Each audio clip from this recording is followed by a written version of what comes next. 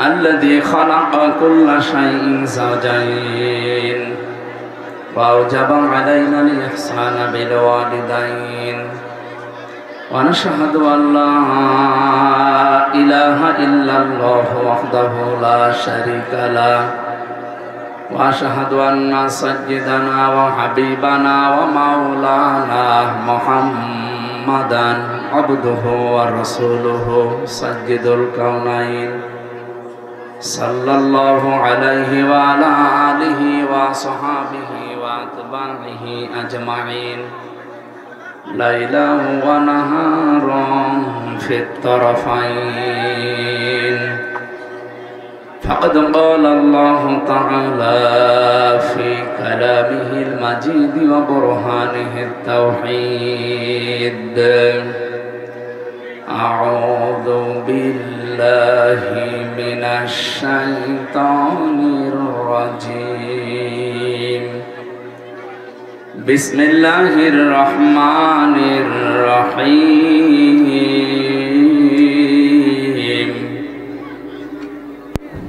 وإذ ابتلى إبراهيم ربه بكلمات فأتمهن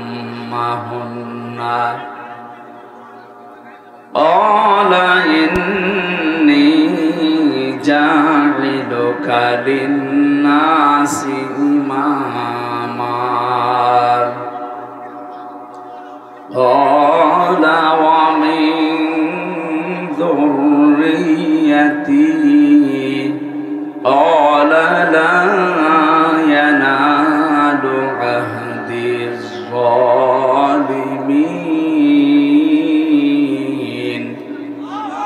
صدقت يا ربنا اللهم صل على سيدنا مولانا محمد आवाज এরকম সমস্যা করে কেন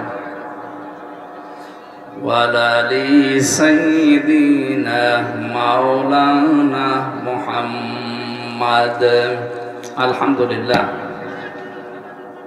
এই কথা বলা যাবে না দাঁড়িয়ে আছে দাঁড়িয়ে থাক এই ছেলে কথা বলা যাবে না বলো যে যেখানে আছে দাঁড়িয়ে থাক বসে থাক শুয়ে থাক থাক কথা বলবেন না একটাও কথা বলবেন না ঝিনাইদহ জেলার সদর থানার অন্তর্গত রিয়াজুল জান্নাহ আদর্শ দাখিল মাদ্রাসা ময়দানে 25তম বাৎসরিক ঐতিহাসিক তাফসীরুল কোরআন মাহফিলের স্বনামধন্য সভাপতি জনাব মোহাম্মদ হাফিজুল ইসলাম আতালাল্লাহু উমরাহু ওয়া বারাকাল্লাহু ফি হায়াতি বলেন আমিন। এতক্ষণ যারা এখানে আলোচনা রাখলেন ইসলামিক চিন্তাবিদ শিক্ষাবিদ ডক্টর মাওলানা মোসাম্মেল হক দামাত বারকাতুহুমুল আলিয়া কথা বলেছেন। এখানে আপনাদের ঝিনাইদহ জেলার সন্তান ডক্টর মাওলানা হাবিবুর রহমান, মাওলানা হোসেন মাহফুজ। মঞ্চে বসা আছেন সর্বজন শ্রদ্ধাভাজন ব্যক্তিবর্গ, বিশেষ করে বাংলাদেশ জামাতি ইসলামী ঝিনাইদহ জেলা শাখার শ্রদ্ধাভাজন জেলা আমির। এই ছেলে আমি কি আর কি করছি আশ্চর্য। এখান থেকে বসেন, কেউ দাঁড়াবেন না। অধ্যাপক আলী আজম মোহাম্মদ আবু বকর দামাত বারকাতুহুমুল আলিয়া, কুষ্টিয়া ইসলামী বিশ্ববিদ্যালয় আমার প্রাণপ্রিয় প্রতিষ্ঠান। ওখানকার বিভিন্ন বিভাগের শ্রদ্ধাভাজন শিক্ষক মণ্ডলী আশপাশে বসে আছে। হায়াতে তজ্জেবা সিহাতে কল্লিয়া কামনা করছি আল্লাহ স্যারদের দুনিয়া আখিরাতে সম্মান যেন আরো বাড়িয়ে দেন। রফা'না লাকা যিকরাক।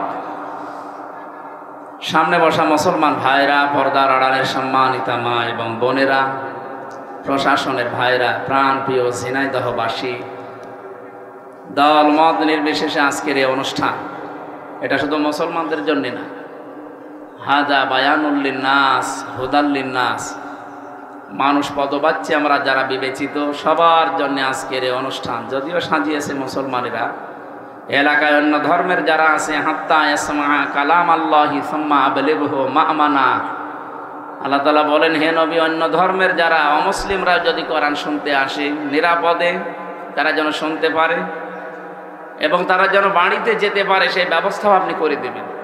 সুতরাং অন্য ধর্মের কেউ যদি এসে থাকেন আপনাদেরকে ওয়েলকাম জানাচ্ছি। ৯৬% মুসলমানের এই দেশে আপনারা আমাদের আমানত। কান খাড়া করে পরিষ্কার করে একটা কথা শুনি, যতগুলো ষড়যন্ত্র আগস্টের ৫ তারিখের পর থেকে হয়েছে সবচাইতে সূক্ষ্ম ষড়যন্ত্র হচ্ছে সাম্প্রদায়িক সম্প্রীতি এই দেশে নেই এই কথার ধোয়া তোলা। এটা এখনো চলছে। যারা এখান থেকে চলে গেছেন তারা অন্য কিছু আর পাচ্ছে না, এইটা এখন পেয়েছে। এই জন্য এদেশের মুসলমানেরা যা দেখিয়েছে, বিশেষ করে ইসলামী আন্দোলন, একামতে দিনের যারা খাদেম কর্মী, এই মানুষগুলো অন্যান্য ধর্মের উপাসনালয় যেগুলো সেগুলো পাহারা পর্যন্ত দিয়েছে। এটা পৃথিবীতে দৃষ্টান্ত হয়ে আছে। আপনি মাইক্রোসফট, এটা খ্রিস্টানরা চালায়, এর রিপোর্ট দেখেন। ২০২৪ সালের ৫ই আগস্টের পর থেকে সবচাইতে বেশি নিরাপদে আছে অন্য ধর্মের লোকেরা এই বাংলাদেশে। ওরা তো মুসলমান না, এই রিপোর্ট দিয়েছে খ্রিস্টানরা। ভয়েস অফ আমেরিকা ওরাও রিপোর্ট দিয়েছে। এই ৫৪ বছর আমাদের পেছনে আমাদের প্রতিবেশী নামে কলঙ্ক, যারা সারা জীবন আমাদের পেছনে এই কথা ছড়িয়েছে বুশের মোড়লদের কাছে যে দেশে সাম্প্রদায়িক সম্প্রীতি নেই, এদেশে সংখ্যালঘু নির্যাতন হয়, এটা যে মিথ্যা প্রমাণ হয়েছে তামাম দুনিয়া থেকে এখন ধিক্কার আসছে। বিশেষ করে ভয়েস অফ আমেরিকা এরা যখন রিপোর্ট দিয়েছে ২৫৭টা দেশ দুনিয়ায় সবচাইতে বেশি মিথ্যা তথ্য পরিবেশন করে ইন্ডিয়া। এরা এত বেশি মিথ্যা কথা অন্যদের বিরুদ্ধে বলে, পৃথিবীতে এরকম দেশ আর একটাও নেই। সুতরাং বিশ্বের মোড়লরাও এখন বুঝেছে যে ওরা একটা মিথ্যাবাদী। সবাই না, উগ্রপন্থী যারা আছে, জঙ্গি যারা, সন্ত্রাসী যারা, আল্লাহর ঘর বাবরি মসজিদ যারা ভেঙে ফেলেছে, এই মানুষগুলোর যে তারা মিথ্যা কথা ছড়ায়। এই যে সাংবাদিক নামে কিছু কলঙ্ক আছে, ওদের অনুসারী মলম হকার, ওর নাম যেন কি ময়ূখ, এরকম বহু মানুষ আছে। এই দেশ থেকে মানুষ চিকিৎসা নিতে যেত, তাদের পাসপোর্ট কেড়ে নিয়ে জিজ্ঞাসা করতো যে এই কথা আপনি বলেন যে আমার মেয়েকে রেপ করা হয়েছে, আমরা ওই দেশে পূজা পার্বণ করতে পারি না, এই জন্যই চলে এসেছি। কিন্তু মানুষের যাই হোক ঈমান না থাকলেও বিবেক তো অন্তত আছে। পঞ্চগড় থেকে এবং মাগুরা থেকে ২ জন মহিলা গিয়েছিল কিছুদিন আগে। এই হকার নামে কলঙ্ক সাংবাদিক এরকম একজন পাসপোর্ট কেড়ে নিয়ে জিজ্ঞাসা করছে যে আপনি মিডিয়ার সামনে বলেন যে আপনার মেয়েকে রেপ করা হয়েছে, আপনার দেশে টিকতে পারেননি, এই জন্য চলে এসেছেন। মেয়েটা পুরা উল্টিয়ে গেছে, কি বলেন আপনি? আমি এসেছি আমার মেয়ের হাতের চিকিৎসা করার জন্য। আর সবচাইতে বেশি আমরা নিরাপদে আছি বাংলাদেশে আগস্টের ৫ তারিখের পর থেকে। ওরা উল্টিয়ে গেছে। এই জন্য তামাম দুনিয়া এখন জানে যে ওরা মিথ্যাবাদী। আমি যে কান খাড়া করার জন্য বলছিলাম এই কথাটা বলার জন্য যে আপনি একটা মুসলমানের মাথায় যদি বাড়ি দেন আপনার একটা গুনাহ হবে, আর অন্য ধর্মের কারো মাথায় বাড়ি দিলে আপনার ডবল গুনাহ হবে। একটা জুলুমের গুনাহ আর একটা আমানতের খেয়ানতের গুনাহ। এই জন্য এই কাজ যেন কেউ না করি। সামনে বিশৃঙ্খলা তৈরি করার জন্য ওরা যতগুলো পদক্ষেপ নিয়েছিল তার ভেতরে এটাও একটা, এটা এখনো চলমান চলছে, এটা সফল হবে না ইনশাআল্লাহ। কথা বলেন না কেন? জালেম যদি চেয়ার পায় প্রথমেই ২টা কাছে হাত দেয়। ইন্নাল মুলুকা ইযা দাখালু ক্বরিয়াতান আফসাদুহা ওয়া জাআলু আইজ্জাতা আহলিহা আযিল্লা ইলা আখিরি আয়াত। সূরা নমলের ৩৪ নম্বর আয়াতের ভেতরে আল্লাহ জানিয়েছেন জালেম যদি কোনো জায়গায় চেয়ার পায়, ক্ষমতা পায়, পাওয়ার পেয়ে যায়, প্রথম নাম্বারে সে জমিনে বিশৃঙ্খলা তৈরি করার চেষ্টা চালায়। বিশেষ করে ১৫.৫ বছরে যেটা সবচাইতে বেশি হয়েছে। দেখবেন হঠাৎ একটা বিশৃঙ্খলা নিজেরা তৈরি করে দিয়েছে, জনগণ যদি ওদিকে একটু মন দেয়, চোখ দেয়, দেখবেন বাম দিকে আবার আরেকটা তৈরি হয়ে গেছে। এদিকে তাকাবেন দেখবেন পেছনে আরেকটা চলছে, পেছনে তাকাবেন ঘুরে সামনে আরেকটা আরম্ভ করে দিয়েছে। এই 15.5 বছরে প্রায় 53টার উপরে বড় বড় বিশৃঙ্খলা তৈরি করেছে ওরা নিজেরাই। এটা জালেমদের প্রথম কাজ, মানুষকে এই সমস্ত বিষয়ে লিপ্ত রেখে ওরা নিজেদের স্বার্থ সিদ্ধি করতে চায়, যেটা 15.5 বছরে করেছিল। যেভাবেই হোক চেয়ারে বসে থাকা লাগবে, কিন্তু শেষ পর্যন্ত আর পারে নাই। স্যার বলছিল না যে আল্লাহ আবাবিল পাঠিয়েছিল, আসলে 5 তারিখে হঠাৎ করে এত মানুষ আসলো কোত্থেকে? এর ভেতরে মনে হয় ফেরেশতা ছিল। ফেরেশতা যে ছিল এটা কি আমরা বানিয়ে বলছি নাকি? আল্লাহ রাব্বুল আলামিন বলেন, হাত্তা ইদা ফারিহু বিমা উতু আখাযনাহুম বাগতাতান ফাইদা হুম মুবলিসুন। সূরা আনআম 7 নম্বর পারার 12 নম্বর পৃষ্ঠার 2 নম্বর লাইনে 44 নম্বর আয়াতের শেষের দিকে আছে। রব্বুল আলামিন বলেন, যখন ওরা আমার দানকৃত নিয়ামত পাওয়ার পর, ক্ষমতা একটা নিয়ামত, ক্ষমতা কি? এই নিয়ামতটা পেয়ে যখন আনন্দে আত্মহারা হয়েছিল, আমি আল্লাহকে ভুলে গিয়েছিল। বাগতাতান আখাযনাহুম বাগতাতান, এখানে ফাইল সরাসরি আল্লাহ নিজে। আল্লাহ বলেন, আমি নিজে তাদেরকে ধরেছি আকস্মিকভাবে, হঠাৎ করে। সুতরাং এই আয়াত দ্বারা প্রমাণ হয় 2024-এর 5 আগস্টে শুধু ছাত্র জনতা না, আল্লাহ নিজে আবাবিল পাঠিয়েছিল। আবাবিল হোক আর যাই হোক, ফাইদা হুম মুবলিসুন, তারা নিরাশ হয়ে গেছে, হতাশ হয়ে পড়েছে। 5 মিনিট সময় চেয়েছিল, তাও দেয়নি। তার মানে আল্লাহ যদি না ধরতো তো আমার মনে হয় 5 মিনিট পেত। আল্লাহ যেহেতু নিজে ধরেছে, এই জন্য 1 সেকেন্ড আর সময় পায়নি। কথা বলেন ঠিক কিনা? এ পর্যন্ত আল্লাহ শেষ করে দেননি। আল্লাহর পরের শব্দেই জানিয়েছেন, পরের আয়াতে, ফাকতিআ দাবিরুল কওমিল্লাযীনা যালামু, জালেমদের যে শিকড় এটা কেটে ফেলা হয়ে গেছে। কতিয়া এটা মজুর, এর কর্তা জানা নেই, ফাইলকে নেই। আমি আয়াতটা বাংলাদেশের 64 জেলাতেই মিলিয়ে দেখেছি, বিশেষ করে ঝিনাইদহ তো আরো বেশি। সূরা নমলে আয়াতের ব্যাখ্যা করা আছে 52 নম্বর আয়াতে, ফাতিলকা বুয়ুতুহুম খাবিয়াতাম বিমা যালামু। আল্লাহ বলেন, এই সেই ঘরগুলো, মনে হচ্ছে এভাবে আঙ্গুল দিয়ে দেখাচ্ছে যে এই সেই ঘরগুলো, খাবিয়াতান, আমি জনশূন্য করে দিয়েছি, ওজাড় গৃহ বানিয়ে দিয়েছি, পরিত্যক্ত করে দিয়েছি, বিমা যালামু, এই জালেমদের জুলুমের কারণে। আপনি আয়াতটা বাংলাদেশের সাথে মিলিয়ে দেখেন, জালেমদের যত বাড়ি ঘর সব এখন পরিত্যক্ত। আমার কুষ্টিয়ার হানিফের বাড়ি দেখে আসেন, গণ টয়লেট হয়ে গেছে। অথচ 5 তারিখের আগেও কি দাপট ছিল ঘরের? আল্লাহ বলেন, কেন করলাম জানো? বিমা যালামু, এদের জুলুমের কারণে। কারণ যেখানে জুলুম করা হয়, অত্যাচার করা হয়, ওই জায়গাটা পর্যন্ত আল্লাহ অভিশপ্ত বানিয়ে দেয়। আর ঝিনাইদহ তো আপনি দেখেছেন, উলঙ্গ করে টাঙিয়ে রেখেছিল 4 রাস্তার মোড়ে না 5 রাস্তার মোড়ে। ওর বাড়ি ঘরের অবস্থা তাহলে বলেন আল্লাহ কি করিস?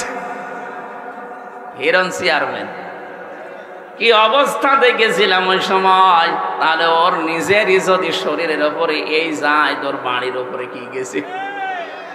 কুষ্টিয়ার হানিফের বাড়ির টয়লেট পর্যন্ত মানুষ, প্যান ছিল, প্যানও খুলে নিয়ে চলে গেছে। এটার বাস্তবতা আছে। আমি 16 সালে একবার হজে যাবার পরে কাবা ঘর তাওয়াফ করে দেখলে উপরে একটু দেখি ঘুরি, হঠাৎ দেখি আমার পেটে ব্যথা। এক পুলিশকে ডাক দিয়ে বললাম, ইয়া আখি তাআল, এদিকে আসেন ভাই। ওর ভাষা দিয়ে আমার জিজ্ঞাসা করছে, বললাম এখানে আমার পেটে ব্যথা করছে, ফার্মেসি কোথায় একটু বলে দিন। উনি আমার ফার্মেসি না দেখিয়ে বলছে, ইয়া হাজিউল হুজ্জাত আইনা বিলাদুকা, হাজি দেশ কোথায়? যে তুমি বাংলাদেশ। বাংলাদেশ থেকে এসেছি। এবার ওর ভাষা দিয়ে আমার বোঝাচ্ছে, হাসি আপনি জানেন না এটা কোন জায়গা? না তো। আবু জাহেলের বাড়ি। আপনি এখনো পায়খানা না করে দাঁড়িয়ে আছেন, তাড়াতাড়ি করেন।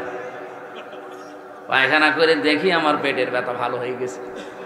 মানে আল্লাহ যেন আমারে বোঝাতে চায়, হামজা এত কষ্ট করি, এত টাকা খরচ করি, আসলে 6,500 কিলোমিটার দূর, আরো শয়তানের বাড়ি পায়খানা না করে চলে যাবা, তাড়াতাড়ি করো।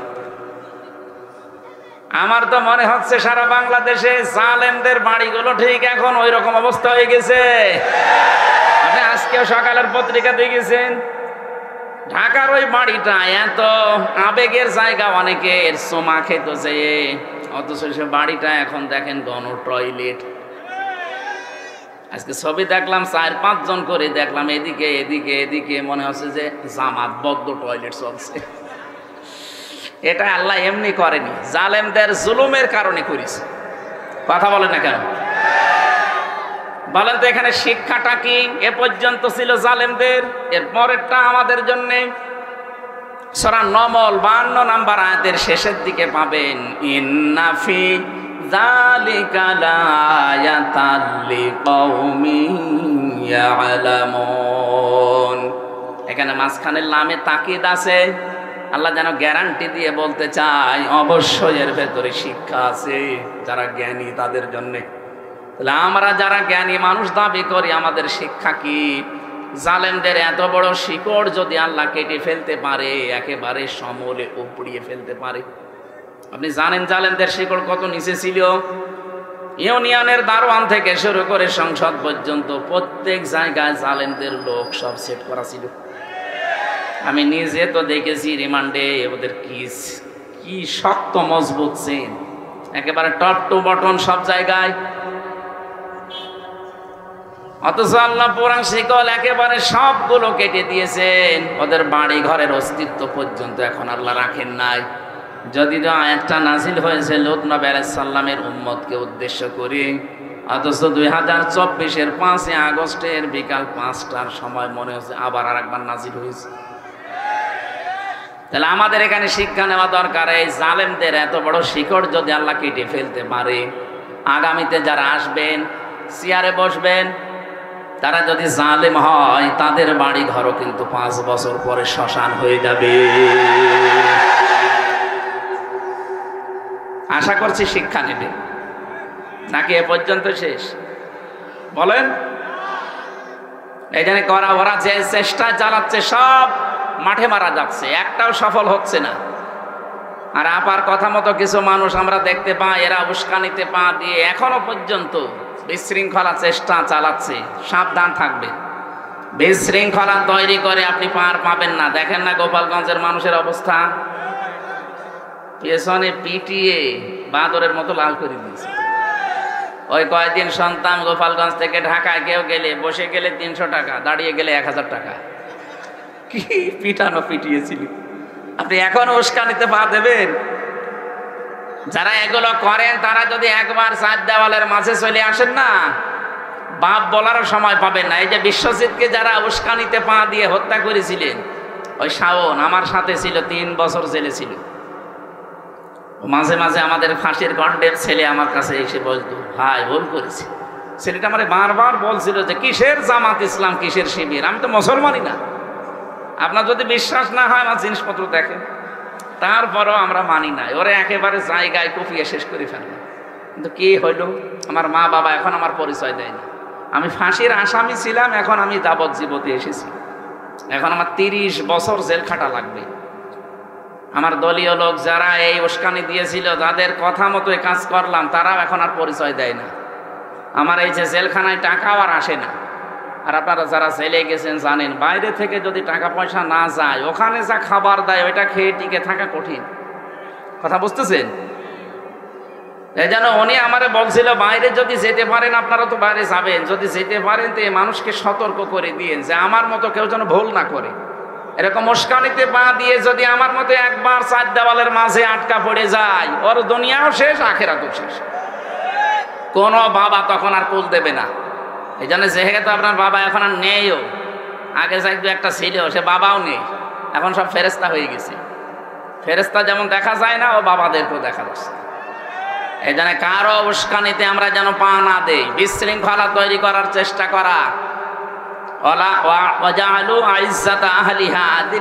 আল্লাহ বলেন 2 নম্বরে জালেমদের কাজ হবে তারা সম্মানিত মানুষদের অসম্মান করবে। আপনি বলেনই 15.5 বছরে এদেশের সম্মানিত মানুষ যারা সবচাইতে বেশি অপমান হয়েছে তারা, অনেকে দেশে পর্যন্ত থাকতে পারে না। এই যে ডক্টর মোজাম্মেল হক, এক কথা বলছে না কেন? মাওলানা আবুল কালাম আজাদ, ওই যে সেই লাল দাড়িওয়ালা লোকটা, আমার পরিচয় নেই কিন্তু আমি দেখেছি, এখনো পর্যন্ত আসতে পারে না। সবচাইতে বড় অপমান হয়েছে আলেমরা। কোরআনের পাখিজ মাওলানা দেলাওয়ার হোসাইন সাইদি রহমতুল্লাহ আলাইহি শহীদ, তাকে শেষ পর্যন্ত আপনারা মেরেই ফেললেন।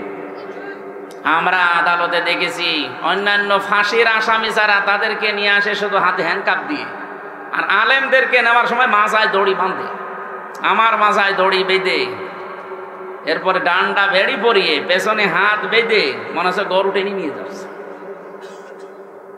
এই জালেমরা ওই আদালত চত্বরে টিপ্পনি কাটতো যে ঠিক হচ্ছে। এখন আপনাদের নিয়ে যাচ্ছে এই যে দরবেশ সালমান এফ রহমান, আমি বহুবার দেখেছি আদালতে হাজিরা দিতে গিয়ে ও ম্যাজিস্ট্রেটের সাথে কানে কানে কি বলছে দুইজন, আমি কয়েকবার দেখেছি একে। কি এখন আপনাকে ওই ম্যাজিস্ট্রেটই তো শাস্তি দিচ্ছে, কোরআনটা আল্লাহ উল্টিয়ে দিয়েছে।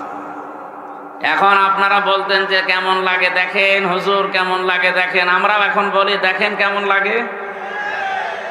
এই যে গমচোর একটা ছিল, গমচোর টাক, তারে 4 তলায় নিয়ে গেছে, 2 তলায় তোলার কথা ছিল, 4 তলায় নিয়ে গেছে। এই জন্য পুলিশকে গরম দিচ্ছে, এত ইতরামি করো আমার সাথে।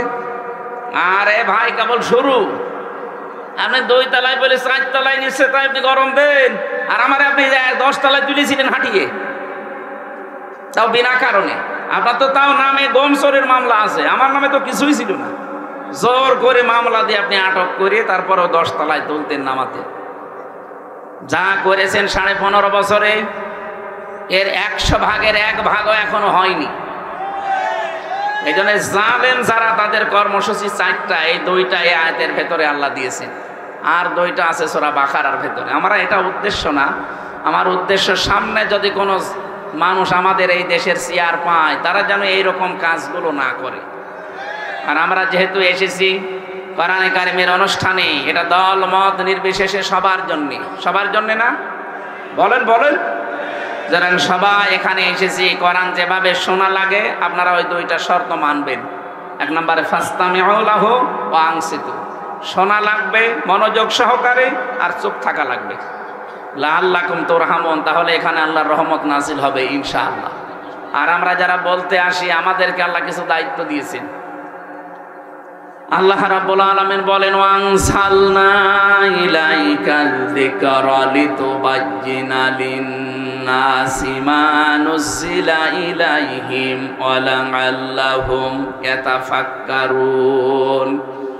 সূরা নাহলের 44 নম্বর আয়াতের শেষের দিকে আছে, রাব্বুল আলামিন বলেন, এই কিতাব আমি আপনার প্রতি নাজিল করলাম এই কারণে, এটা আপনি মানুষদেরকে ব্যাখ্যা বিশ্লেষণ করে শোনাবেন। কোন মানুষ? এদিকে আছেন আপনারা? এই যে লিতুবাজ্জিনা লিন-নাস, লাম শব্দটা 13টা অর্থে আসে, তার ভেতরে একটা অর্থ পাবেন জীবিত মানুষদের জন্য লাম ব্যবহার করা হয়। তার মানে কোরআন শোনানো লাগবে জীবিত মানুষদের। অথচ 15.5 বছর কি অবস্থা গেছে বলেন, জীবিত মানুষদের কোরআন শোনানো বড় কঠিন হয়ে গিয়েছিল। যারা কোরআনের অনুষ্ঠানে জীবিত মানুষদের আয়োজন করতো, আমরা শোনাতে আসতাম, এটা বাধা দিত। অথচ ওই লোকটা আমি দেখেছি, ওর বাবা মরে গেলে আমারে ডাকতো যে কোরআন পড়ে দেন। আপনার বাবা তো মরে গেছে, এখন কোরআন পড়ে করবো কি? জীবিত যতদিন ছিল তখন ওকে বোঝালে কাজ হতো। কথা বলেন না কেন? এই জন্য এই সিস্টেমও পাল্টাতে হবে। আমাদের এই দেশে এটা আছে, মরে গেলে মানুষ আশপাশে কোরআন পড়ে। আরে ভাই, ওর জীবন যদি কোরআনের ওপরে না চলে, মরে গেলে পড়লে ওর শাস্তি আরো বাড়বে। বলেন, এই জন্য যতদিন জীবিত আছে ততদিন তাকে শোনানো মানানো, এটা আমাদের জন্য দরকার। আল্লাহ আমাদের যেন তৌফিক দেন, বলেন আমিন। যারা এসেছি খুশি হয়ে বলেন আলহামদুলিল্লাহ। দরুদ আর সালাম পড়ছি নবী মুহাম্মদুর রাসূলুল্লাহ সাল্লাল্লাহু আলাইহি ওয়াসাল্লামের প্রতি। বিশ্ব নবী জানিয়েছেন, এটা যেহেতু মাদ্রাসার মাহফিল, এই জন্য হাদিসটা আমি একটু বলছি। মান করাল কোরআনা, যে ব্যক্তি কোরআন পড়ে, আমার আগে স্যার যে কথাগুলো বলেছিলেন ওইটাই আমি একটু ট্রান্স দিচ্ছি। কোরআন পড়া বলতে কি বুঝি আমরা? চারটা শর্ত যদি আপনি মানতে পারেন তাহলে আপনার কোরআন পড়া হয়েছে। মান কোরআনা, যে ব্যক্তি কোরআন পড়ে, এই শব্দের ব্যাখ্যা পেয়েছি আমি সূরা বাকারার 121 নম্বর আয়াতের ভেতরে। আল্লাহ রাব্বুল আলামিন বলেন, আল্লাযীনা আতাইনাহুমুল কিতাবা ইয়াতলুনাহু হাক্কা তিলাওয়াতি উলাইকা ইউমিনুনা বি। যাদেরকে আমি কিতাব দিয়েছি তারা এই কিতাবকে হক আদায় করে তেলাওয়াত করে। তাফসীরে ফি জিলালিল কোরআন সাইয়্যিদ কুতুব রাহমাতুল্লাহ আলাইহি উনি হাক্কা তিলাওয়াতের ব্যাখ্যায় দিয়েছেন চারটা বিষয়। যদি কেউ চারটা বিষয় সামনে রেখে পড়তে পারে সে যেন কোরআন হক আদায় করে পড়ে, আর সেই কোরআনে বিশ্বাসী। এখানে যারা আমরা আছি দেখেন তো আমাদের হয় কিনা। 1 নম্বরে পড়া লাগবে শুদ্ধ করে, আর এই জন্যই মাদ্রাসা। কি কথা বলে না কেন? মাদ্রাসাটা দিয়েছে তো কোরআন শুদ্ধ করে পড়ার জন্যে। তার মানে 1 নম্বর শর্ত এখান থেকে পাওয়া যাচ্ছে। 2 নম্বরের শর্ত হচ্ছে শুধু শুদ্ধ করে পড়লে হবে না, এটা বুঝতে হবে। আর এইটার সিস্টেম এখানে আছে, এখানে নেই এটা। হ্যাঁ, কতগুলো মিডিয়ামে পড়াচ্ছে। শুধু আপনি কোরআন এক ভাষায় না কয়েক ভাষায় বুঝতে পারবেন। 3 নম্বরে শুধু বুঝলেই হবে না, এটা মানতে হবে। আর এই ট্রেনিং এখান থেকেই দেওয়া হয়। শুধু মানলেই হবে না, 4 নম্বরে এটা মানুষ যেন মানে, সেই পরিবেশ তৈরি করে দিতে হবে। এই জন্য হাদিসের 2য় শব্দটা মান করাল কোরআনা ফাস্তাজহারহু, যে ব্যক্তি কোরআন পড়ে আর কোরআনকে ইজহার করার চেষ্টা চালায়। ইজহার মানে, আমি এজহারের যতগুলো অর্থ পেয়েছি, এজহার মানে স্পষ্ট করা, এজহার মানে দাঁড় করানো, এজহার মানে কায়েম করা, এজহার মানে বিজয় করা। এখান থেকে আমার মনে হয় যত সিস্টেম বের হয় তাদেরকে এই শিক্ষায় দেওয়া হয় যে কোরআনকে পরিবার, সমাজ আর রাষ্ট্রে দাঁড় করাতে হবে। এক কথা বলেন না কেন? আপনি যতদিন কোরআন পড়বেন শুদ্ধ করে, এই বাংলাদেশে অন্তত আপনার শত্রু আপনি পাবেন না। যতদিন বুঝবেন কোন শত্রু আপনার নেই, আপনি দেখবেন নেই, যতদিন আপনি নিজে কম বেশি মানবেন আপনার শত্রু পাবেন না। যেই বলবেন না আমি এটা মানাতে চাই, তখনই আপনার পেছনে লেগে যাবে। এই যে আহমেদ শফি, হেফাজত ইসলামের আমির, সাবেক আমির, ইন্তেকাল করেছে লোকটা, আল্লাহ রাব্বুল আলামিন তাকে যেন মাফ করে দেন। বলেন এই লোকটা যতদিন কোরআন পড়েছে সারা বাংলাদেশে কোনো শত্রু ছিল তার? যতদিন বুঝেছিল শত্রু ছিল, যতদিন নিজে মানত কম বেশি কোনো শত্রু ছিল না। যখনই বলেছে না এটা আমি মানুষকে মানাতে চাই, কোরআনে আছে ওয়াল্লাযীনা লা ইউযুনা রাসূলাল্লাহি লাহুম আযাবুন আলীম, রাসূলকে যারা কষ্ট দিচ্ছে এবং দেবে তাদের জন্য যন্ত্রণাদায়ক শাস্তি আল্লাহ রেডি করে রেখেছে। উনি যখন এই দফাটা সামনে দিলেন যে রাসূলুল্লাহকে অন্তত কেউ যেন কষ্ট দিতে না পারে, এই আইনটা আমরা চাই, তখনই শাপলা চত্বর কায়েম করে দিয়েছে। শুধু এতটুকুই না, তার নাম পর্যন্ত জালেমরা পাল্টিয়ে দিয়েছে। তার নাম দিয়েছে তেতুল হুজুর। ওনার নাম কি তেতুল হুজুর ছিল? আপনি কথা বলছেন? আল্লামা সাইদি রহমতুল্লাহ আলাইহি ওনাকে জেলখানায় এই 13টা বছরে জালেমরা বহুবার অফার দিয়েছিল যে আপনি কোরআন শুদ্ধ করে পড়েন। আপনি বোঝেন, আপনি দরকার হয় নিজে রাজনৈতিক একটা দল আলাদা করে অথবা একটা দরবার আলাদা খুলে আপনি মুরিদ বানান, যা লাগে আমরা আছি। উনি মানেননি, এই জন্য শেষ পর্যন্ত মেরে ফেলেছে। তাহলে এখান থেকে বুঝলাম কি, কোরআন শুধু পড়লেই হচ্ছে না, এটাকে ইজহার করার চেষ্টা চালাতে হবে। পৃথিবীতে নবী রাসূলদেরকে আল্লাহ পাঠানোর যে উদ্দেশ্য, বিশেষ করে আমাদের নবীকে, ওয়াল্লাযী আরসালা রাসূলাহু বিল হুদা ওয়া দীনিল হক লিইয়ুযহিরাহু আলাদ-দীনি কুল্লি ওয়া কাফা বিল্লাহি শাহীদা। এরকম 3 জায়গায় আল্লাহ একই আয়াত দিয়ে জানাতে চেয়েছেন তিনি সে আল্লাহ যিনি তার রাসূলকে সত্য দিন বিধান এই দুনিয়ায় দিয়ে পাঠিয়েছেন। একটাই উদ্দেশ্য, লিইয়ুযহিরাহু আলাদ-দীনি কুল্লি, তিনি যেন ইজহার করে। এই যে ইজহার শব্দের ব্যাখ্যা আমি ইবনে ফি জিলালিল কোরআনে পেয়েছি। মুফাসসির লিখেছেন এখানে ইজহার মানে আল্লাহ বিজয়ী করে দেখাতে চায়। যেহেতু আল্লাহ নিজে চাচ্ছেন তিনি বিজয়ী করতে, ওরা যতই চাচ্ছে না এটা আমরা বিজয়ী হতে দেব না, আল্লাহর সিদ্ধান্তের বাইরে আপনি পারবেন। ইউরিদুনা আইয়ুতফিউ নূরাল্লাহি বিআফওয়াহিহিম ওয়া ইয়াবাল্লাহু ইল্লা আইয়ুতিম্মা নূরাহু ওয়ালাউ কারিহাল কাফিরুন। ওরা চায় মুখের ফু দিয়ে আল্লাহর এই বাণীকে লিভিয়ে দেবে। আল্লাহ বলেন না, আমার একটা সিদ্ধান্ত আছে, আমি আল্লাহ আমার এই নূরকে পরিপূর্ণতায় রূপ দেবই। বলেন তো সিদ্ধান্ত নিচ্ছে কে? আরো জোরে বলেন। এই জন্য আমাদের কোনো চিন্তা নেই, আমরা এই কোরআনের মালিকও না। কি কোরআনের মালিক আমরা? এমনকি জমিনেরও মালিক না, আমরা তো খাদেম। কি আমরা এই কোরআনের খাদেম না? আমরা চেষ্টা করে যাচ্ছি এই কোরআনে কারিমকে তার জায়গা মতো পৌঁছিয়ে দেওয়ার চেষ্টা করতে করতে জীবনের শেষ দিন পর্যন্ত চালাবো। হলে ভালো, না হলে আমাদের কোনো লস নেই, কারণ আমাদের জন্য নির্ধারিত বেতন আছে। আরো আসতে বলেন। এই জমিনটা যদি আজকের মাহফিলের যিনি সভাপতি হাফিজুর রহমান, উনি যদি বলে জমিনটা আমার, 5 জন মানুষকে আমি নিলাম কামলা হিসাবে, আপনারা আমার এই জমিতে ধান লাগাবেন বিকাল 5টা পর্যন্ত, এরপর আপনাদের বেতন দিয়ে দেব। বিকাল 5টা পর্যন্ত আমরা লাগাতে আছি, মাত্র আর 10 মিনিট বাকি আছে বিকাল 5টা বাজতে। হঠাৎ দেখি 4-5 জন মস্তান এসে বলছে ধান তুলে ফেলা লাগবে।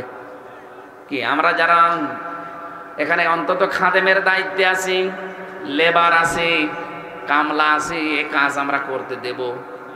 কথা বলেন না কেন? ওরা যদি তুলতেও চায় বলবো না ভাই আর 5-10 মিনিট আছে, 10 মিনিট পরে মালিক আমাদের বেতন দিয়ে দেবে, এরপরে আপনারা তুলবেন, দরকার আপনাদের সাথে আমরাও তুলব। কারণ এই জমিনও আমাদের না, এই ধানও আমাদের না। কথা বলেন ঠিক কিনা? কিন্তু বিকাল 5টা আগে আমরা তুলতে দেব না। আপনি যত বড় মস্তান হন, যদি বেশি ঝামেলা করেন, দরকারে হাতাহাতি হবে, মারামারি হবে, দরকারে মেরে ফেলা লাগে মেরে ফেলবো। এই কথা বলছে না কেন? কারণ আমার বেতন না হলে আমি বাড়ি যাব কি নিয়ে? ওরা সব ভোকা ফাঁকা আছে বাড়িতে, ওদেরকে খাবার দিয়ে যে বেতন লাগবে, এটা যেমন সহজে বুঝেছেন, আল্লাহর কসম এই জমিনের মালিক আল্লাহ, আমরা শুধু খাদেম, আমরা কামলা। চেষ্টা চালিয়ে যাচ্ছি এটাকে তার জায়গা মতো পৌঁছিয়ে দেওয়ার জন্য বিভিন্ন কায়দায়। যদি হয় ভালো, বিকাল 5টা মানে জীবনের শেষ দিন, জীবনের শেষ দিন পর্যন্ত চেষ্টা চালাবো। এর আগে যদি কেউ এটা কায়েমে বাধা দেয়, এটা পড়ায় বাধা দেয়, এটা বোঝায় বাধা দেয়, তাহলে হয়তো হাতাহাতি হবে, তার সাথে কথা কাটাকাটি হবে, মারামারি হবে, দরকার মেরে ফেলতে মেরেও ফেলবো। এরপরেও আমার বেতন লাগবে। বেতন পাবো কয়টায়? 5টায়। বলেন বলেন। বেতন না পেলে আমার বিশাল জীবন সামনে পড়ে আছে, এই জীবন আমি পাড়ি দেবো কি করে? আমার বেতনই যদি না হয়, বাড়িতে যেমন যেতে পারবো না, বেতন না পেলে আমার জীবনও চলবে না। কথা বলেন ঠিক কিনা? এখন এর পরেও যদি মস্তানরা তুলে ফেলে ধান, ও ঝিনাইদহবাসী ভালো করে শোনেন, এরপরেও যদি মস্তানরা বলে না এই যে অস্ত্র দেখছেন এক্ষুনি তুলে ফেলা লাগবে, তুলে ফেলতেছে, আমরা আর পারলাম না বাধা দিয়ে। এখন যিনি মালিক হাফিজুর রহমান, উনি যদি দেখে যে মস্তানরা 10 মিনিট আগে সব তুলে ফেলেছে, ওনার জমিন, ওনার ধান, আমাদের চাইতে ওনার একটু কষ্ট বেশি লাগার কথা না? এই কথা বলেন না কেন? ওনার কষ্ট বেশি মানে ওনার ধান লস, ওনার বেতন তো অলরেডি দেওয়া লাগবে, কারণ আমরা প্রায় কাজ করে ফেলেছি। এরপরেও যদি উনি কিছু না বলে, বুঝতে হবে উনি দুর্বল, এই জন্য কিছু বলছে না। না না,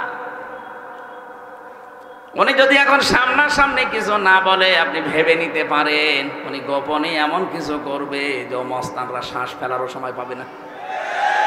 সেই কাজ কৌশল ওনার আছে, না এত জমিনের, এত বড় জমিনের মালিক হতে পারতো না। এখানে 1 কাঠা জমিনের দাম 50 লাখ, সেখানে 1 বিঘা জমিনে ধান লাগাচ্ছে, বুঝতে হবে ওনার পেছনে অনেক কিছু আছে। কথা বোঝে? তাহলে উনি যদি এখন সামনাসামনি মস্তানদের কিছু না বলে, বুঝে নিতে হবে যে ওর গোপনে কোনো কিছু আছে। এই জমিনে 54 বছর আবু বকর সিদ্দিকের মতো মানুষেরা চেষ্টা চালিয়ে যাচ্ছে এই জমিনে কামলা হিসাবে, কোরআনের খাদেম হিসাবে এটা এজহার করার জন্য। কিন্তু কত বাধা আমরা পেয়েছি, কথা বলেন না কেন? কোন সময় বাধা দিয়েছে হাসানুল হক, ইনও বলা যাবে না, ইনি হর্ষাই দন্তন্নয় হর্ষি। কখনো বাধা দিয়েছে রাশেদ খান মেননের ভূমিকায়, কখনো বাধা দিয়েছে দিলীপ বড়ুয়ার ভূমিকায়, কখনো বাধা দিয়েছে বিচারপতি মানিকের ভূমিকায়, কখনো বাধা দিয়েছে হাসিনার ভূমিকায়। এরপরও আমরা কিছু পারছি না। এই 54 বছরে 96% মুসলমানের দেশে, এরপরও মনে করেন এটা আমরা কায়েম করতে পারলাম না, এটা বিজয় করতে পারলাম না। কিন্তু এর একজন মালিক নেই, আরো জোরে বলেন, এর একজন মালিক আছে। এমনকি জমিনের একজন মালিক আছে, তিনি তারপরও কিছু বলেননি। কামলা আজার আমরা কিছু বলতে পারলাম না, কারণ আমাদের ক্ষমতার বাইরে। এমনকি মালিক যিনি, উনিও কিছু বলছেন না। সামনাসামনি যদি কিছু না বলে আপনি বুঝেই নেবেন যে ওনার গোপনে কোনো উদ্দেশ্য আছে। আর গোপনে যদি একবার ধরে বাপ বলার সময় দেবে না। আমার মনে হয় আল্লাহ এখন ধরেছে। যত ক্ষতি করেছেন আপনারা, কি দোষ ছিল এই দেশের আলেমদের, একামতে দিনের কর্মীদের, কি উদ্দেশ্য তাদের? বারবার তারা তো 54 বছরই বলছে যে আমাদের ক্ষমতা উদ্দেশ্য না, আমাদের উদ্দেশ্য এটা প্রতিষ্ঠার মাধ্যমে আখিরাতে মুক্তি পাওয়া। হ্যাঁ, এর বাইরে যদি কারো উদ্দেশ্য থাকে চেয়ারের, তাহলে তার পেছনে থাকা জায়েজ নেই। আপনার উদ্দেশ্য থাকা লাগবে, এইটা আমি জমিনে কায়েম করব, এজহার করে দেখাবো কি করে বিজয় করা যায়। এর জন্য যত রকমের রাস্তা আছে, বৈধ পন্থায় সব রাস্তা আপনি অবলম্বন করেন। এরপরও বারবার স্বীকার করে নিচ্ছি, এটা বোঝাতে চাই মালিক কিন্তু একজন আছে, উনি বিকাল 5টায় আসবে।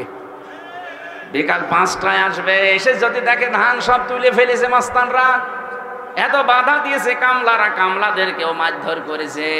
এখন সারা দেশে আমরা দেখতে পাচ্ছি অনেকেই কামলাদেরকে ধরে ধরে মারছে। শৈলকোপায় আজকে মেরেছে, কুষ্টিয়াতে মিরপুরে মেরেছে।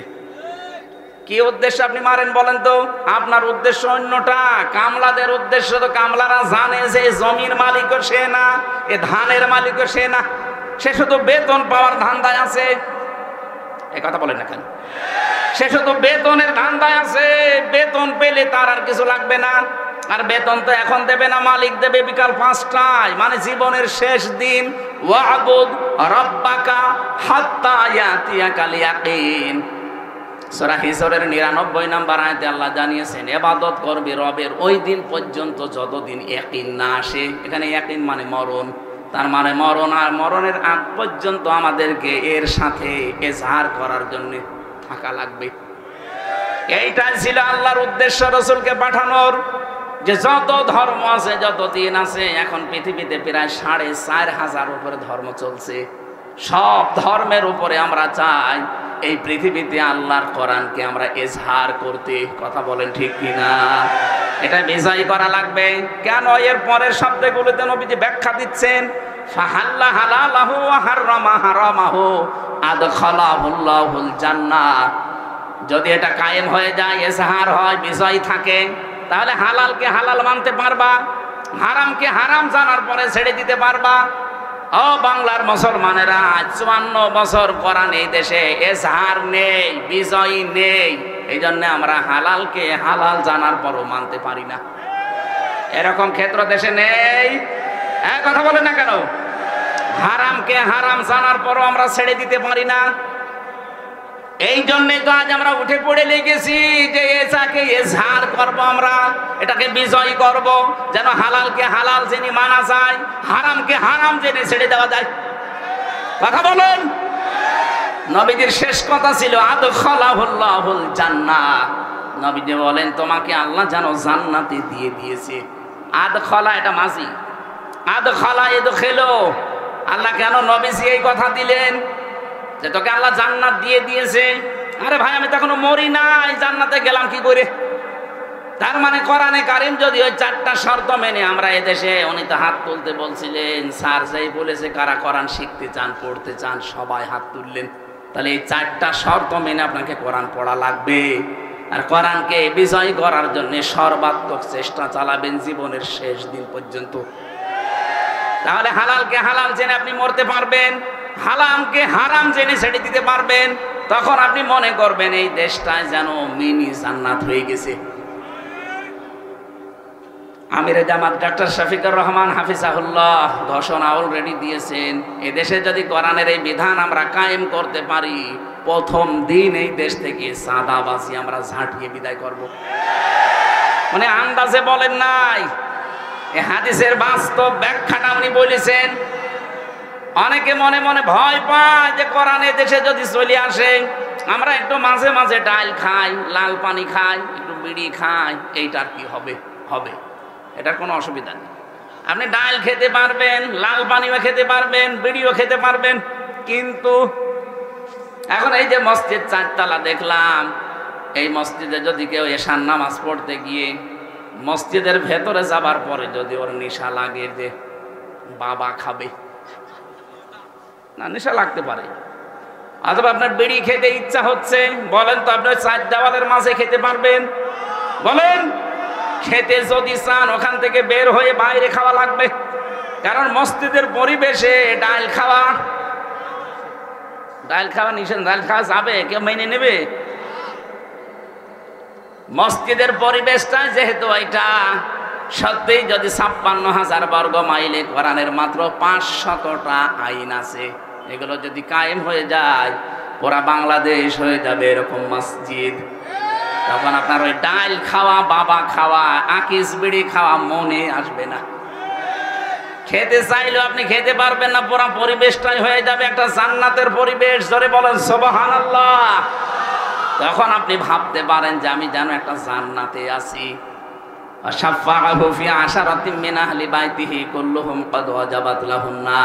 এটা যে হাফেজরা পাগড়ি নিল, এরা যদি সত্যি কোরআনে কারিম বুকে ধারণ করে, আর একে যদি হালাল যা আছে হালালগুলো মেনে নিয়ে হারামগুলোকে ছেড়ে দিতে পারে, ওই পরিবেশ কায়েম করে কিয়ামতের দিন 10 জন মানুষকে সুপারিশ করে সে জান্নাতে নিয়ে যেতে পারবে।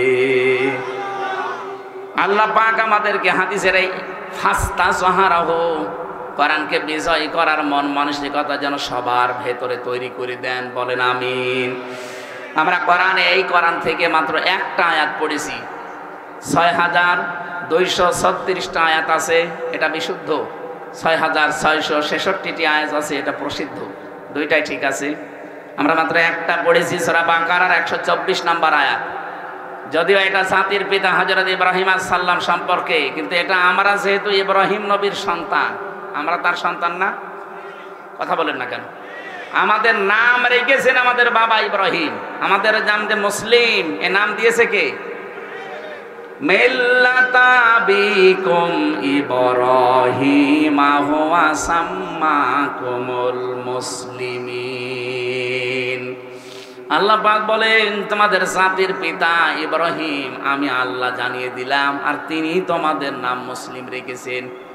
এখানে হুয়ার ফাইল দুইটা, তাফসিরে ইবনে কাসিরের ভেতরে 2 জনের নাম আছে। হুয়ার ফাইল হয় আল্লাহ, নয় আমাদের জাতির পিতা যিনি ইব্রাহিম।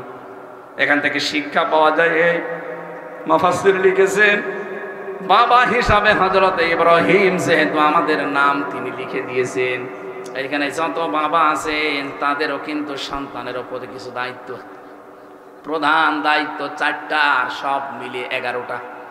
এই দায়িত্বগুলো যদি আপনি বাবা, মা, বড় ভাই, গার্জিয়ান দাবি করেন, এই দায়িত্বগুলো পালন করা লাগবে। বিশেষ করে বাবা আর মা। 1 নম্বরে তার নাম রাখা লাগবে, অর্থবোধক নাম। এখানে কত বাবা আছেন এমন আধুনিক নাম রাখতেছে, নাম রেখেছে ডেঞ্জার। ডেঞ্জার মানে কি? ভয়ঙ্কর। ও বড় যত হয় তত ভয়ঙ্কর হয়। এখানে নাম এমন অর্থবোধক নামবেন, কিয়ামতের দিন যেন আল্লাহ অন্য কিছু যদি নাও পায়, নামের দিকে তাকিয়ে যেন আল্লাহ মাফ করে দেন। হাদিসটা যদিও দুর্বল সনদের দিক থেকে আমি শিক্ষার জন্য বলছি, কিয়ামতের দিন হাসরের ওই ময়দানে আল্লাহ ডাক দেবেন নাকি মরিয়ম বলে, হাজার হাজার মরিয়ম মহিলা দাঁড়িয়ে যাবে। রব্বুল আলামিন বলেন, না, আমি তো এত মরিয়ম চাইনি, আমি ঈসা নবীর মা মরিয়ম আলাইহিস সালামকে চেয়েছি।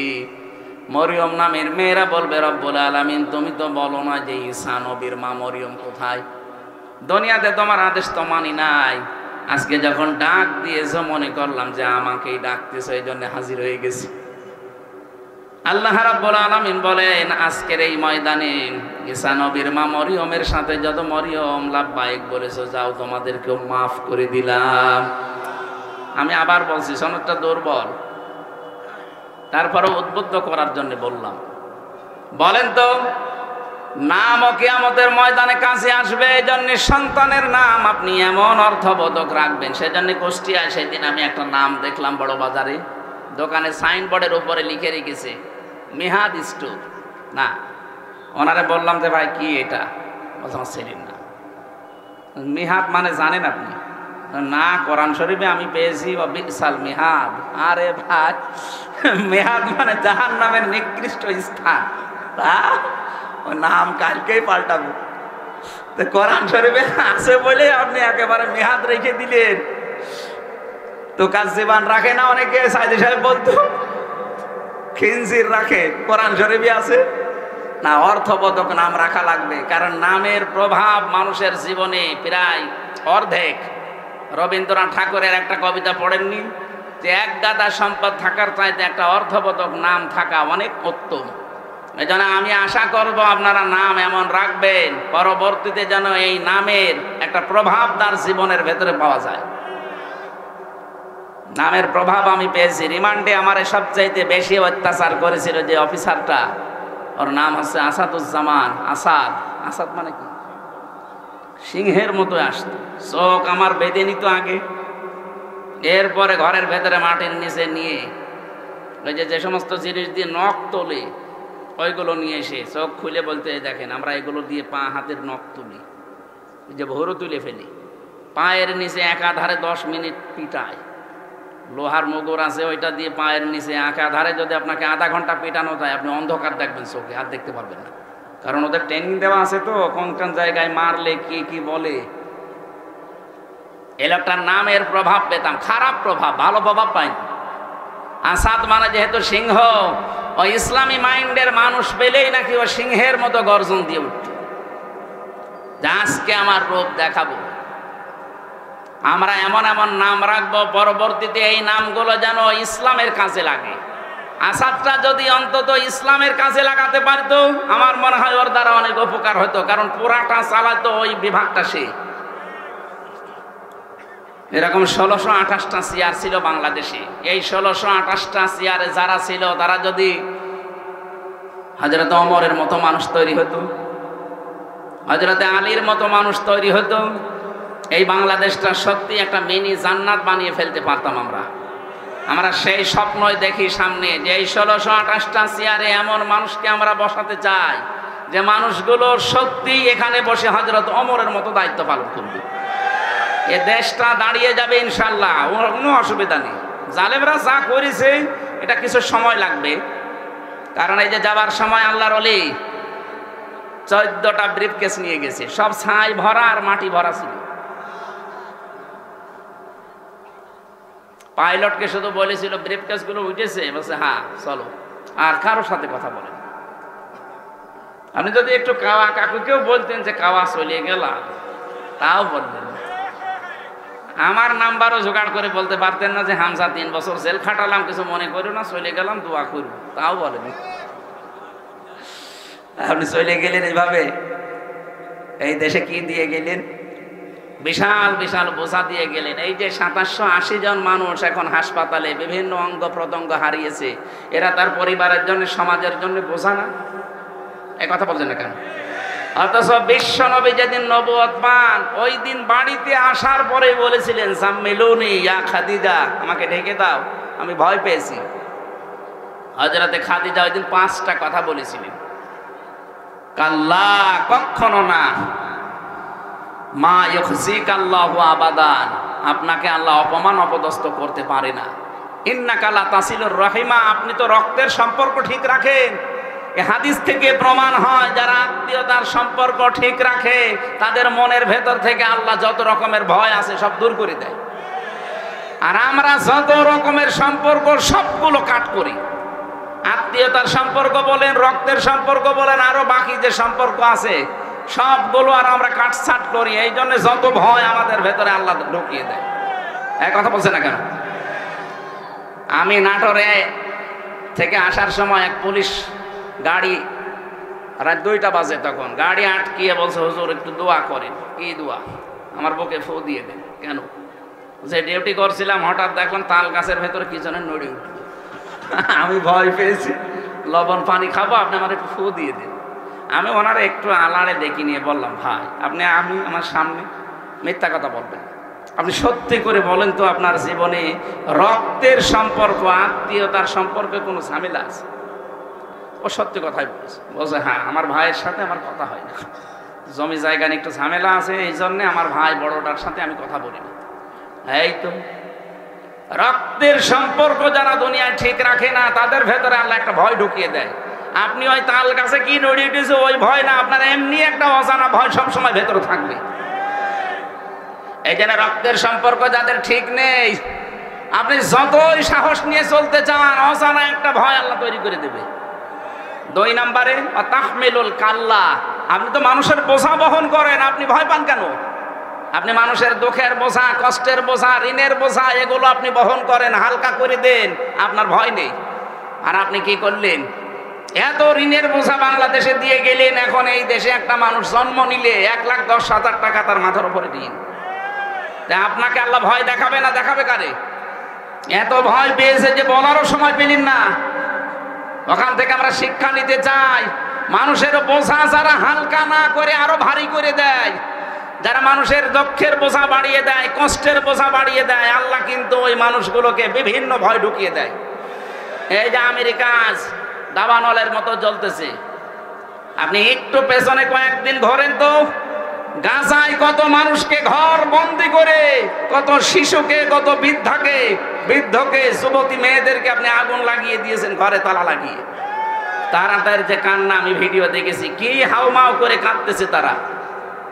ওই মানুষগুলো ওই সময় বলেছিল, রব্বানা আখরিজনা মিন হাদিহিল ক্বরিয়াতি যালিমি আহলুহা ওয়াজআল লানা মিন লাদুনকা ওয়ালিয়্যা ওয়াজআল লানা মিন লাদুনকা নাসীরা। হে আল্লাহ, তুমি এই জনপদ থেকে আমাদেরকে বের করে নাও, এই জালেমদের জনপদ থেকে আমাদেরকে বের করে নাও, অথবা তুমি তোমার পক্ষ থেকে সাহায্যকারী পাঠাও।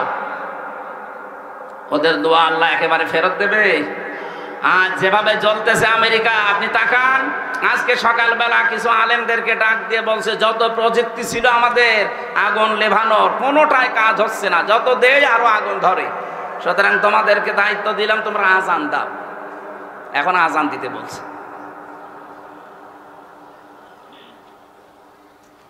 এই জন্য কত রকমের ভয় আল্লাহ এখন ঢুকিয়ে দিয়েছে ওদের ভেতরে। আপনি চিন্তা করেন তো, আমেরিকা বাংলাদেশের চাইতে 59 ডবল। এই দেশটা 59টা জোড়া দিলে যত বড় হবে, ওই দেশ একাই অত বড়।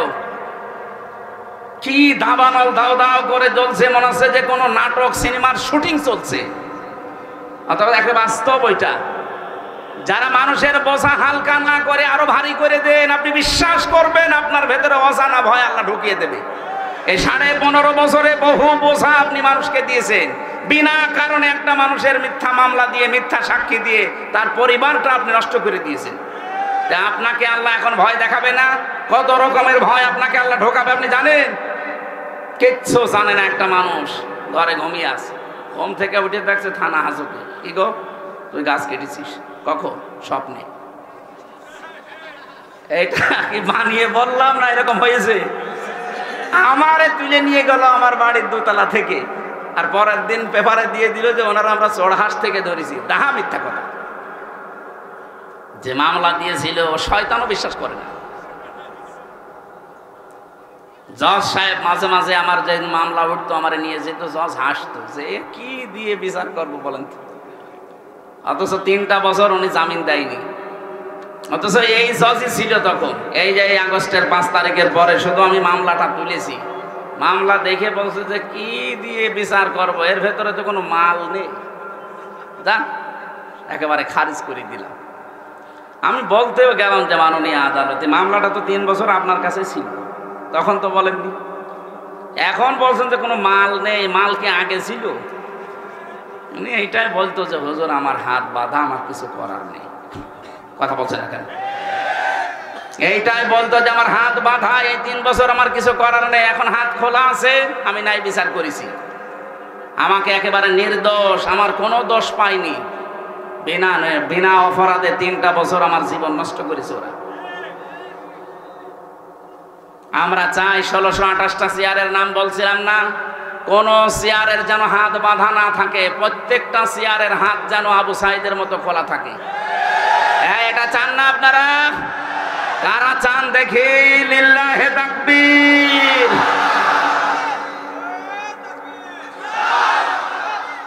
আলহামদুলিল্লাহ। তো এইটার জন্য হাত খুলতে হলে এটা লাগবে, এটা ছাড়া সম্ভব না। যত নিয়ম নীতি নিয়ে আসেন না কেন আবার হাত বাঁধা হয়ে যাবে।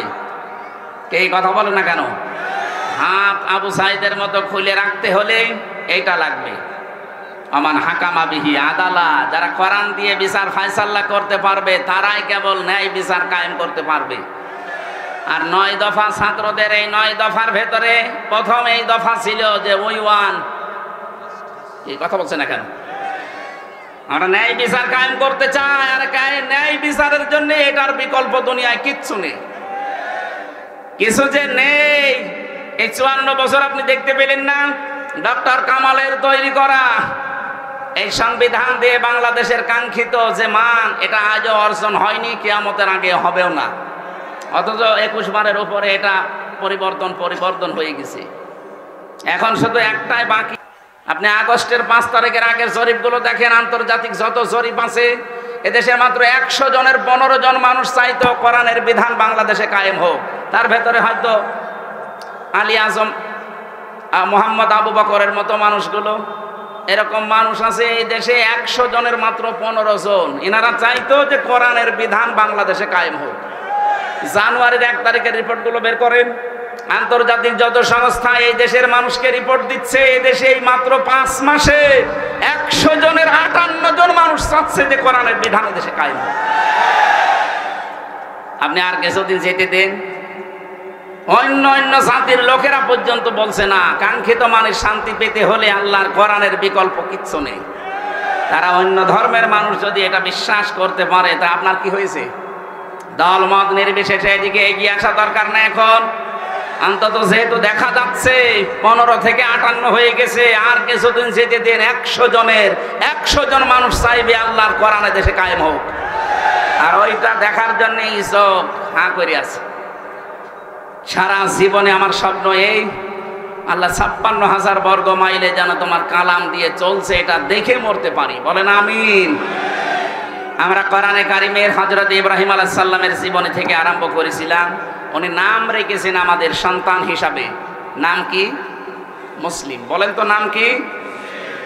আল্লাহ রাব্বুল আলামিন বলেন, তোমাদের জাতির পিতা ইন্তেকালের আগে তোমাদেরকে ডাক দিয়ে বলেছিলেন, ওয়াসা বিহা ইব্রাহিম বানিহি ওয়া ইয়াকুব ইয়া বানিয়া ইন্নাল্লাহা আসতাফা লাকুমুদ্দীন ফালা তামুতুন্না ইল্লা ওয়া আনতুম মুসলিমুন।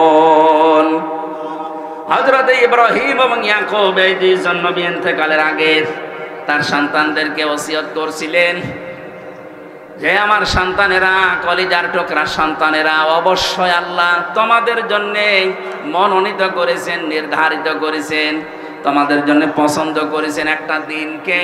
সেই দিন মানে এই রাতের পরে যে দিন আসবে ওই দিন। বলেন বলেন। তোমাদের জন্য যেই দিন আল্লাহ নির্ধারিত করেছেন সেই দিনের নাম হচ্ছে ইসলাম। নাম কি? ফালা তামুতুন্না, তোমরা মরবা না, ইল্লা ওয়া আনতুম মুসলিমুন, যতক্ষণ মুসলমান হতে না পারো। এখানে যে দিনের কথা হযরত ইব্রাহিম আমাদের জাতির পিতা তার সন্তানদেরকে জানিয়েছেন, তার নাম হচ্ছে ইসলাম। ইন্নাদ-দীনা ইনদাল্লাহিল ইসলাম, আল্লাহর কাছে মনোনীত একটাই জীবন ব্যবস্থা, ধর্ম, তার নাম কি? আমা ইয়াবতাগি গায়রাল ইসলাম দীনান ফালা ইউকবালা মিন, দুনিয়াতে ইসলাম বাদ দিয়ে যে নিয়ম আপনি মানেন না কেন কখনো আল্লাহকে রাজি করতে পারবেন না। ফালা ইউকবালা মিন, জীবনও আপনার কোনো কিছু আল্লাহর দরবারে কবুল হচ্ছে না, হবে না। ইকবালার আগে লান এসেছে, মজারের আগে লান আসলে অর্থ দাঁড়ায় বাংলা যে জীবনেও হবে না। এজন্য ইসলাম বাদ দিয়ে যারা নাম রাখেন তাদের নাম নাম নয়। ইসলাম বাদ দিয়ে কেউ যদি বিয়ে শাদী করেন ওটা বিয়ে নয়। ইসলাম বাদ দিয়ে কেউ যদি পরিবার চালায় ওটা পরিবার না। ইসলাম বাদ দিয়ে কেউ যদি রাজনীতি করে ওটা রাজনীতি না। আরো আসতে বলেন। এই কোরআনে কারিমে আল্লাহ সূরা নিসার 34 নম্বর আয়াতে জানিয়েছেন, আর রিজালু কাওয়ামুনা আলান নিসা, পুরুষেরা হবে গাইডলাইন দাতা আর মেয়েরা হবে তাদের আজ্ঞাবহ। এই আয়াতের তাফসিরে সাইয়্যিদ আবুল আলা মওদুদী রাহমাতুল্লাহ আলাইহি মানে তাফহিমুল কোরআন এই আয়াতের তাফসির করতে গিয়ে লিখেছেন যে পৃথিবীতে যদি নেতৃত্ব দিতে কেউ চায় তাকে পুরুষ হওয়া লাগবে, মহিলা হলে চলবে না। তাহলে সামনে এই বাংলাদেশে যারা নেতৃত্ব দেবে, যারা ক্ষমতায় যাবে তারা যেন পুরুষ হয়, মহিলা হলেও চলবে। قال النبي صلى الله عليه وسلم لا يفلح قوم, ওই জাতি কখনোই সফল হচ্ছে না, হবেও না যে জাতির নেতৃত্বে কোনো মহিলা আছে। 54 বছরে কম বেশি এটা আমরা দেখেছি, এই জন্য আমরা সফল হতে পারিনি। সামনে যারা আসবে আমরা আহ্বান জানাবো তারা যেন আরো আসতে বলেন বলেন। আল্লাহর পক্ষ থেকে মনোনীত যে দিন আল্লাহ দিয়েছেন এই দিনের বাইরে যদি কেউ নেতৃত্ব দেয়, নেতৃত্ব জায়েজ নেই। আল্লাহর দিনের বাইরে কোনো মানুষ যদি রাজনীতি করে, ও রাজনীতি যেমন রাজনীতি হচ্ছে না। অর্থনীতি যদি কেউ চালায় সেটাও অর্থনীতি হচ্ছে না। জীবনের যা করবেন আপনি এই মনোনীত দিন ইসলামের বাইরে যে আল্লাহকে রাজি করতে পারবেন না। ফালা তামুতুন্না, মরাও যাবে না, ইল্লা ওয়া আনতুম মুসলিমুন, যতক্ষণ পর্যন্ত আপনি মুসলমান হতে না পারেন। এতে প্রশ্নবোধক চিহ্ন পেয়েছি একটা, তাফসিরে ফি জিলালিল কোরআন থেকে বলছি, মুফাসসির লিখেছেন আপনি যে মুসলমান না হয়ে মরবেন না, মুসলমান আপনি বুঝবেন কি করে? এখন প্রশ্ন আসতে পারে মুসলমান কি হয়ে বসবো, মানে আমি ছোটবেলায় মুসলমানি দিয়েছি। আরে ভাই ছোটবেলায় তো ছাগলও মুসলমানি দেয় না? তো ছাগলকে আপনি মুসলমান বলেন? কোরআনেতে আয়াতের ব্যাখ্যা আছে সূরা বাকারার 208 নম্বর আয়াতে, ওয়াদখুলু ফিস সিলমি কাফা, তোমরা ইসলামে পরিপূর্ণভাবে প্রবেশ করো। তাহলে পরিপূর্ণভাবে যে আমি ইসলামে প্রবেশ করেছি এর চিহ্ন কি? কোরআন শরীফ থেকে আমি শোনাচ্ছি, যদি 5টা বিষয় আপনার জীবনে আপনি দেখতে পান যে 5টা বিষয় আমার ভেতরে আছে, তাহলে বুঝে নেবেন যে আমি ইসলামে পরিপূর্ণ প্রবেশ করেছি। 1 নাম্বার, আপনি আত্মসমর্পণকারী হবেন। কার কাছে?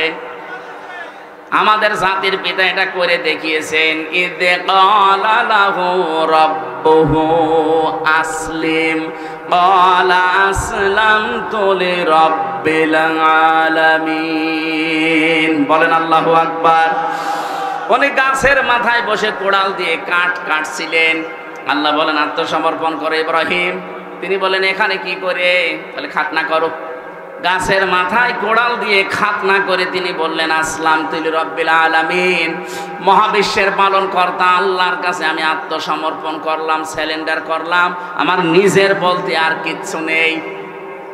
যেই লোকটা মুসলমান দাবি করবে যে আমি পরিপূর্ণ ইসলাম মানতে চাই, তার নিজের সে আর কিছুই থাকবে না। যা আল্লাহর কথা সেইটাই তার কথা। কথা বলে না কেন? আজকে একজন আমার কাছে দেখা করলো, মানে বামপন্থী রাজনীতি করতেন আগে। আচ্ছা, আপনার একটা আলোচনা শোনার পরে আমি আজ 2 মাস আগে তাওবা করে একেবারে ইসলামে চলে এসেছি।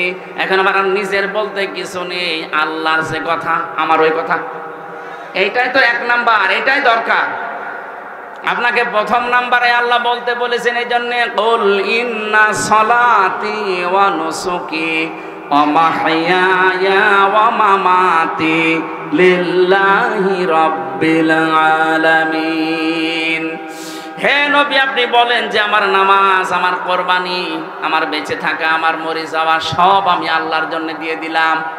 তাহলে আত্মসমর্পণ যদি আপনি সব জায়গায় করতে পারেন, আপনি বুঝবেন যে ইসলামে আপনি প্রবেশ করেছেন। 2 নম্বরে আপনার আকীদা হওয়া লাগবে শুদ্ধ। কি বললাম? এইটা নিয়ে সারা বাংলাদেশে গন্ডগোলের শেষ নেই। এক দল আর এক দলকে খালি ফতোয়া দিতে আছে যে ওর আকীদা ঠিক নেই। আরে ভাই, আকীদা ঠিক কোনটা ওইটাই তো আমি বুঝি না। যেই মানুষগুলো এই আকীদা রাখে যে ক্ষমতার উৎস আল্লাহ, আর যারা আকীদা রাখে ক্ষমতার উৎস জনগণ, তাদের বিরুদ্ধে আপনি ফতোয়া দেন না। ফতোয়া দেন এদের বিরুদ্ধে যারা বলে ক্ষমতার উৎসকে। আপনার কোন আকীদা? আকীদার প্রশ্ন তুলে একটা মাজলুম সংগঠনের উপরে, মাজলুম দলের উপরে আপনি এই তহমতটা লাগাবেন না। আপনার কি আকীদা আছে আপনি বলেন তো? যে মানুষগুলোকে আন্দাজে এই তহমত দেন যাদের আকীদা ঠিক নেই, আপনি ফাঁসির দড়ি খালি গলার কাছে আপনাকে নিয়ে যাওয়া হবে, আপনার আকীদা সব বের হয়ে যাবে। আপনি বসেন আকীদা কি? অথচ যাদের আপনি এই দোষ দিচ্ছেন তারা তো ফাঁসির দড়ি অলরেডি গলায় নিয়ে অনেকজন বিদায় অলরেডি নিয়েছে। আপনার ভেতরে কয়জন আছে যে ফাঁসির দড়ি না, শুধু ফাঁসি হবে কথা শুনে আপনার আকীদা পাল্টিয়ে যায়? 3 নম্বরে শুধু আকীদার প্রশ্ন, এখানে হাজার হাজার কথা আছে। 3 নম্বরে শুধু আকীদা না, আপনার চরিত্র উন্নত হওয়া লাগবে। আর চরিত্র যদি নিতেই হয় উন্নত করার জন্য, মুহাম্মাদুর রাসূলুল্লাহ তার থেকে নেওয়া লাগবে। কারণ তার চাইতে উত্তম চরিত্র এই দুনিয়ায় আর কারো। এরপরে আপনার ইখলাস লাগবে, যা করবেন এটা যেন লোক দেখানোর জন্য না হয়। এটা কার জন্য হবে? এই ইখলাসটা আমাদের অধিকাংশ ভেতরে নেই। 5 নাম্বার আপনার লেনদেন যেন স্বচ্ছ হয়। এটা অনেক ভালো মানুষ দেখতে মনে হয়, এত বড় বড় পাগড়ি মাথায় দিয়ে দাঁড়িয়ে রেখে রাস্তা দিয়ে হেঁটে গেলে মনে হয় যে জিবরাইল হেঁটে যাচ্ছে, অথচ লেনদেন ঠিক নেই। কারো কাছে যদি একবার ধার করে জীবনে তার সাথে দেখা করে না। এই কথা বলছে না। কোন দোকানে যদি বাকি খায় ওই দোকানের সামনে দেওয়ার যায় না। না, আপনার লেনদেন ঠিক করা লাগবে। এই 5টা বিষয় যখন আপনি দেখবেন যে হ্যাঁ আমি মেনে চলতে পারছি, 1 নম্বরে আত্মসমর্পণ আল্লাহর কাছে, 2 নাম্বার আপনার ইখলাস লাগবে, 3 নাম্বারে আকীদা বিশুদ্ধ হওয়া লাগবে, 4 নাম্বারে চরিত্র হওয়া লাগবে উন্নত, 5 নাম্বার আপনার লেনদেন স্বচ্ছ চলবে। আপনি তখন বুঝবেন যে আপনি ইসলামে পরিপূর্ণভাবে প্রবেশ করেছেন। আমি যে কথা বলতে চাচ্ছিলাম, আমাদের নবী, আমাদের জাতির পিতা ইব্রাহিম আলাইহিস সালাম তার সন্তানদেরকে যে আদেশ দিয়েছিলেন, আল্লাহ রাব্বুল আলামিন আমরাও যেহেতু তার সন্তান দাবি করি, আমরা ইব্রাহিমের সন্তান না? নাকি এই যে নতুন জাতির পিতার সন্তান? না, এটা তো বানানো। আর আমাদের যেটা ওটা বানানো না, আল্লাহ নিজে বানিয়ে পাঠিয়েছেন। সুবহানাল্লাহ বলতে পারেন নাই? এমনি এমনি বানিয়েছে।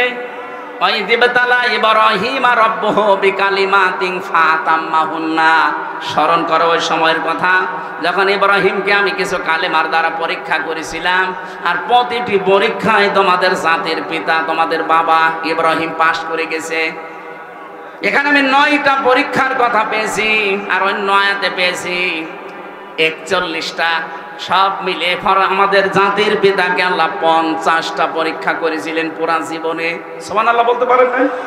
বলেন তো, বাবাকে যদি আল্লাহ 50টা পরীক্ষা করে, সন্তান হিসাবে আমাদের 2-4টা পরীক্ষা আসবে না?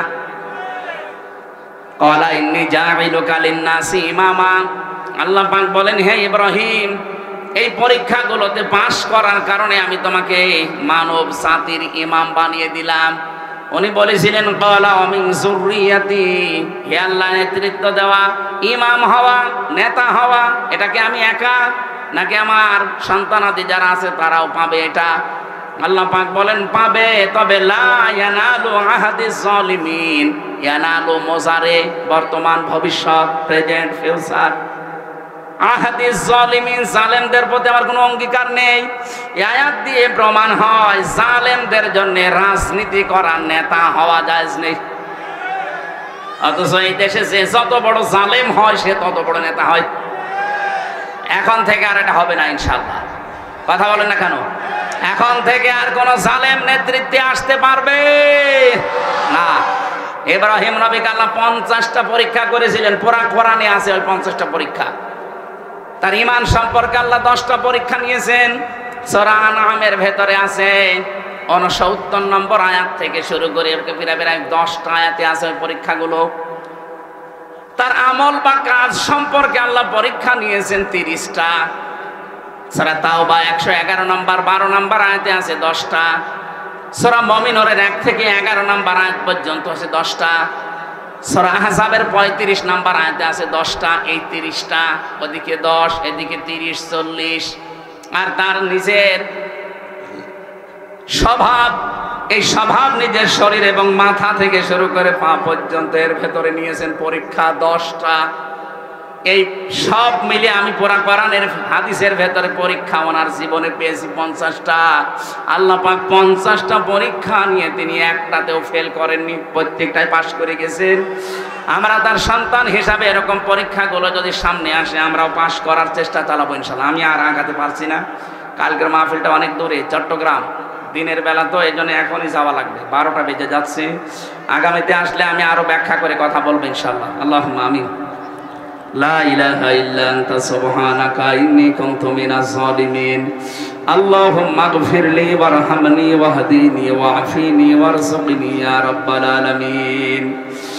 আল্লাহ তাআলা কোরআনে কারীম শোনার জন্য আমরা যারা চাতক পাখির মতো বসেছিলাম, আমরা যেভাবে আরম্ভ করেছিলাম এখনো কয়েক ঘন্টা আমরা কথা বললে কেউ চলে যেত না,